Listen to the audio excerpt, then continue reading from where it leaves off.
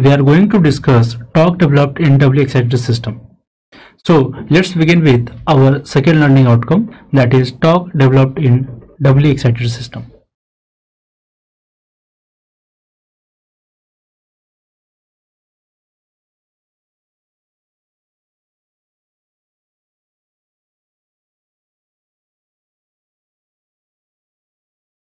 So students, अब हम यहाँ पे बात करें डबली एक्साइटेड सिस्टम के लिए। सबसे पहले तो बात आती है कि डबली एक्साइटेड सिस्टम कहते हैं किसको है। तो किसी ऐसा सिस्टम जहां पे दो वाइंडिंग हो और दोनों वाइंडिंग को अलग अलग आप सोर्स से अगर एक्साइट कर रहे हो तो आप उसे बोलते हैं डबली एक्साइटेड सिस्टम। ठीक है, जैसा कि आप यहाँ पे फिगर देख सकते हो, यहाँ पे आपके पास दो वाइंडिंग है, एक आपके स्टेटर पे है क्योंकि वो static part of the system है, यानी कि वो fixed part of the system है, और जो रोटर है इसका वो movable part of the system है। तो यहां पे हमने क्या किया कि स्टेटर पे आपने एक वाइंडिंग रखा जिसका अपना इंटरनल जो रेजिस्टेंस है वो R1 है, और जो आपने रोटर पे एक वाइंडिंग रखा उसका अपना इंटरनल रेजिस्टेंस R2 है, और इन दोनों को आप दो वोल्टेज सोर्स V1 V2 से कनेक्ट कर रहे हो और उसके बाद इसको एक्साइट कर रहे हो, इसलिए आप इसे बोल रहे हो डबली एक्साइटेड सिस्टम। पहली चीज। दूसरी चीज अगर हम बात करें तो यहां पे देखो, जैसे आपने V1 को अपने फर्स्ट कॉइल पे अप्लाई कर रहे हैं जिसका नंबर ऑफ टर्न्स N1 है, तो वहां पे जो करंट डेवलप होगा I, वो सोर्स के पॉजिटिव टर्मिनल से निकलेगा और आपके वाइंडिंग में सर्कुलेट करेगा। ठीक है, तो इस करंट कैरिंग कंडक्टर के कारण एक मैग्नेटिक फील्ड डेवलप करेगा। ठीक है, तो वो जो मैग्नेटिक फील्ड है वो एक फ्लक्स प्रोड्यूस करेगा, और वो जो फ्लक्स प्रोड्यूस होगा वो फ्लक्स क्या करेगा, आपके इसी जो N1 नंबर ऑफ टर्न्स जो हैं उसको वो लिंक करेगा, और उस लिंकिंग के कारण आपका एक वोल्टेज इंड्यूस होगा, यानी कि हम यहां पे बोल सकते हैं कि इस कॉइल में एक वोल्टेज E1 इंड्यूस होगा जो कि N1 d∅1 अपॉन dt के बराबर होगा, या फिर हम सिंपली बोल सकते हैं d∝1 अपॉन dt के बराबर होगा, है ना। यानी कि यहाँ पे जो फ्लक्स लिंकेज हो रहे हैं हम उसे बोल सकते हैं λ1।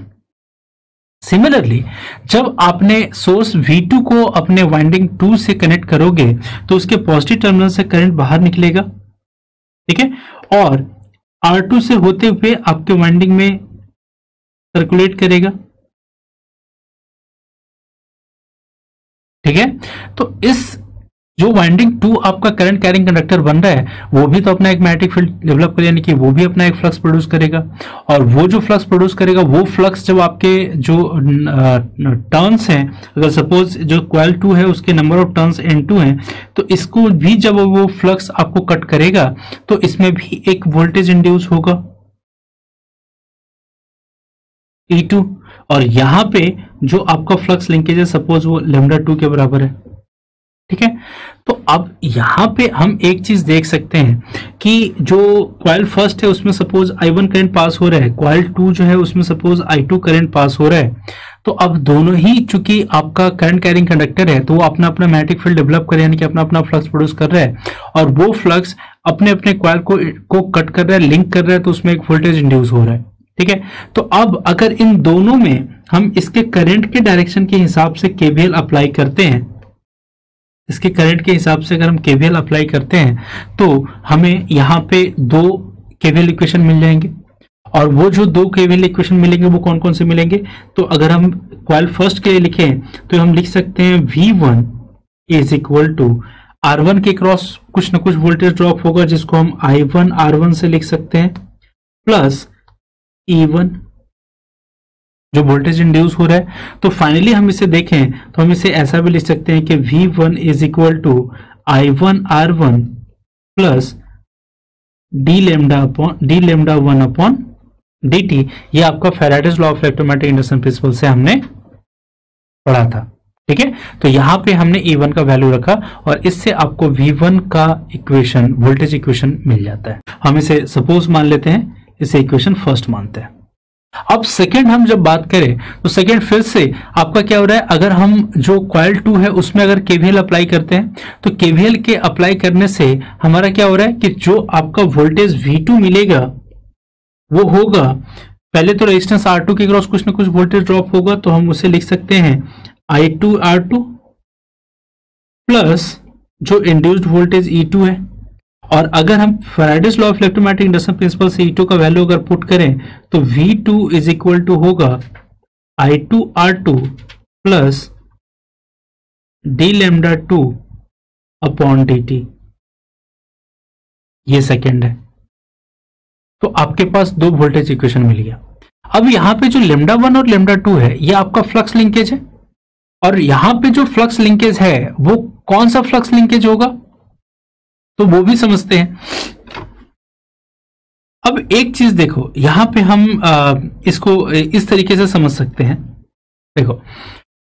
जब कॉइल फर्स्ट में आपका करंट I1 पास हो रहा था तो वो एक करंट कैरिंग कंडक्टर बन रहा था, और जब वो करंट कैरिंग कंडक्टर बन रहा था तो वो एक फ्लक्स का प्रोडक्शन कर रहा था। ठीक है, तो उस फ्लक्स के प्रोडक्शन से इसका जो फ्लक्स होगा वो लो रिलक्टेंस पाथ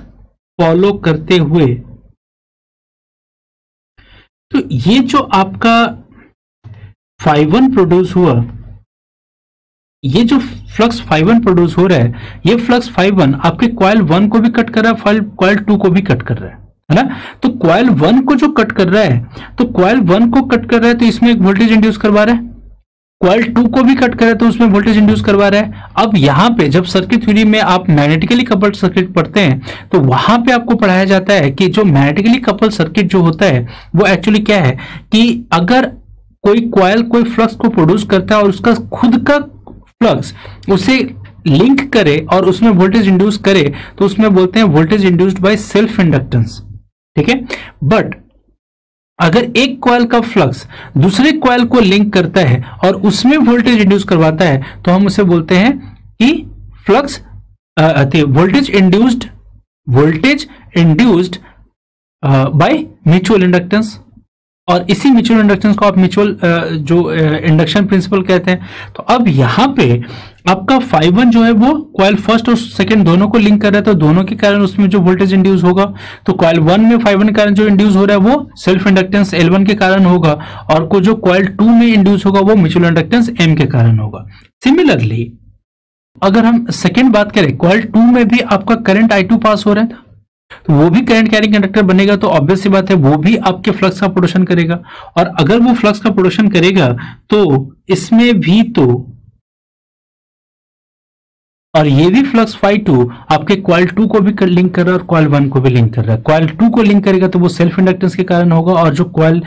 फर्स्ट को लिंक करेगा तो वो म्यूचुअल इंडक्टेंस के कारण होगा। तो इस तरीके से अगर हमें लैम्डा 1 का वैल्यू लिखना पड़ा तो हम लैम्डा 1 का वैल्यू लिख सकते हैं L1 I1 प्लस MI2, है ना, क्योंकि I2 के कारण जो फ्लक्स का प्रोडक्शन है वो भी आपके कॉइल 1 को लिंक कर रहा है, उसी चलते भी आपका वोल्टेज इंड्यूस हो रहा है, यानी कि टोटल जो फ्लक्स लिंकेज होगा वो सेल्फ इंडक्टेंस L1 और म्यूचुअल इंडक्टेंस M के कारण होगा। उसी तरीके से अगर हम लैम्डा 2 का वैल्यू लिखते हैं तो लैम्डा 2 का वैल्यू लिखेंगे तो ये हो जाएगा L2 I2 प्लस MI1, और ये इक्वेशन हो गया थर्ड,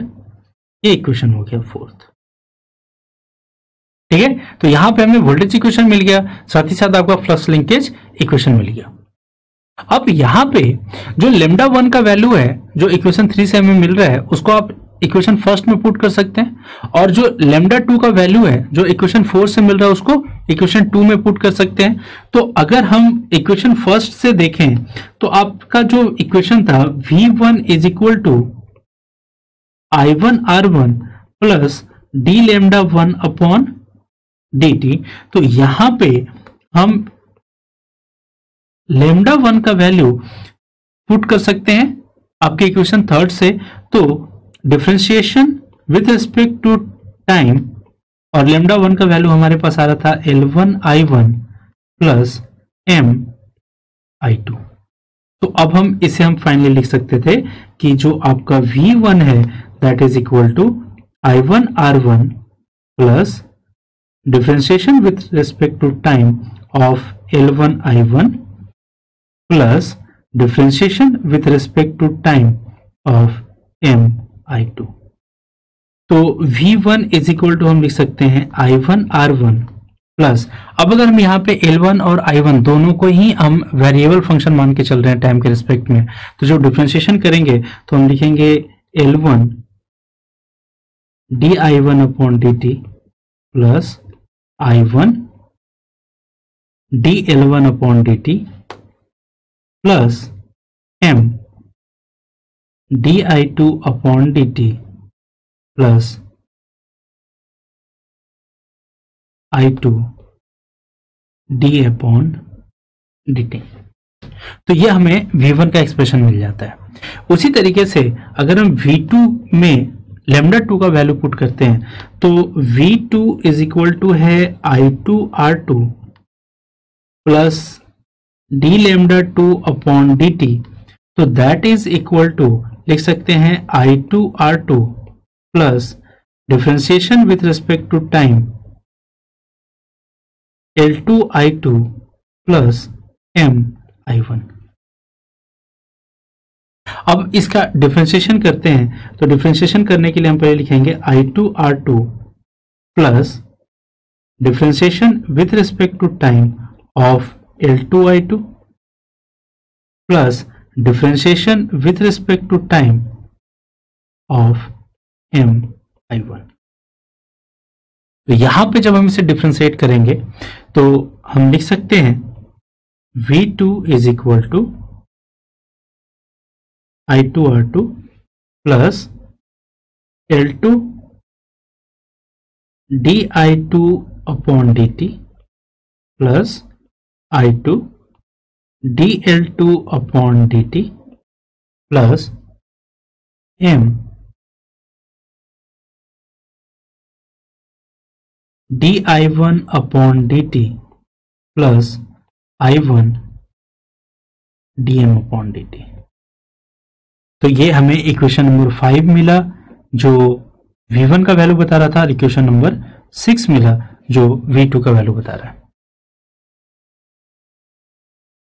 अब यहां पे जो इक्वेशन 5 और इक्वेशन 6 से हमें V1 और V2 का वैल्यू पता चल रहा है, अब हम यहां पे क्या कर सकते हैं, यहां पे हम V1 में I1 से मल्टीप्लाई कर दें और V2 में I2 से मल्टीप्लाई कर दें, तो इससे क्या होगा कि आपके कॉइल को कितना इलेक्ट्रिकल पावर इनपुट दिया गया, आपके कॉइल 1 को और आपके कॉइल 2 को कितना इलेक्ट्रिकल पावर इनपुट दिया गया, वो हम यहां से कैलकुलेट कर सकते हैं, है ना। तो total electrical power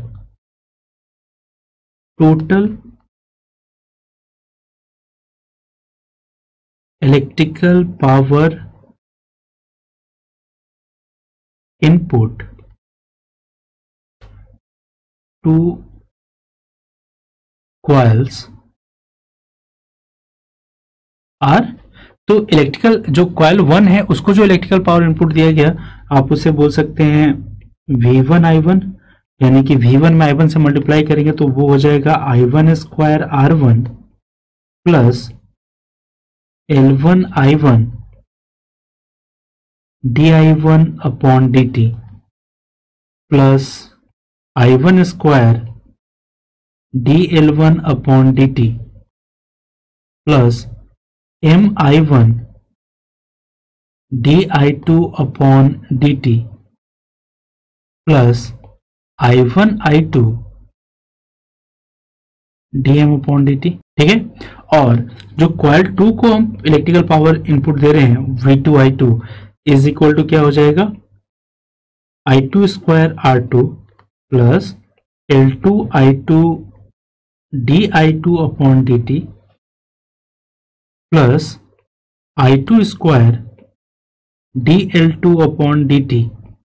plus M I2 di1 upon dt plus I1 I2 dm upon dt। यहां पे हमने निकाल लिया कि आपके कॉइल्स को कितना इलेक्ट्रिकल पावर इनपुट दे रहे हो। ठीक है, अब अगर हमें निकालना हो कि टोटल कितना इलेक्ट्रिकल एनर्जी हमने अपने कॉइल्स को दिया, तो हमें क्या करना पड़ता है, जो भी हम इलेक्ट्रिकल पावर इनपुट दे रहे हैं उसको टाइम के रिस्पेक्ट में आप इंटीग्रेट कर दो, तो आपको आपका टोटल इलेक्ट्रिकल एनर्जी इनपुट मिल जाएगा, है ना। तो हम इसे लिख सकते हैं, तो टोटल इलेक्ट्रिकल एनर्जी इनपुट अगर हम निकालने जाएं तो हम क्या कर सकते हैं, दोनों ही पावर को मल्टीप्लाई कर ऐड करें और इसको टाइम के रिस्पेक्ट में अगर हम इंटीग्रेट कर देते हैं तो हमें हमारा टोटल इलेक्ट्रिकल एनर्जी इनपुट मिल जाएगा I1 square R1 plus I2 square R2 dt plus L1 I1 di1, क्योंकि dt dt कट जाएगा और इसको इंटीग्रेट भी करना है ना हमें,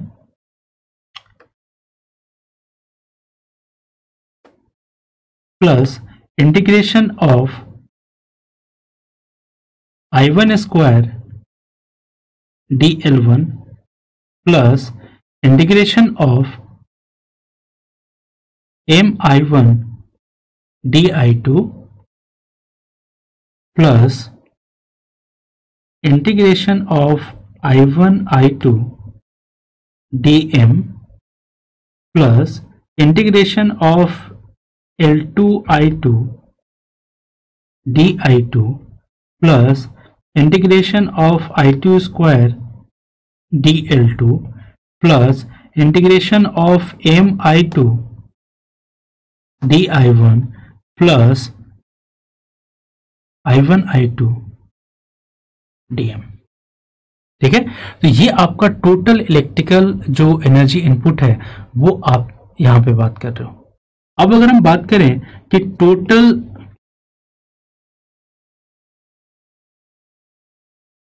यूजफुल इलेक्ट्रिकल एनर्जी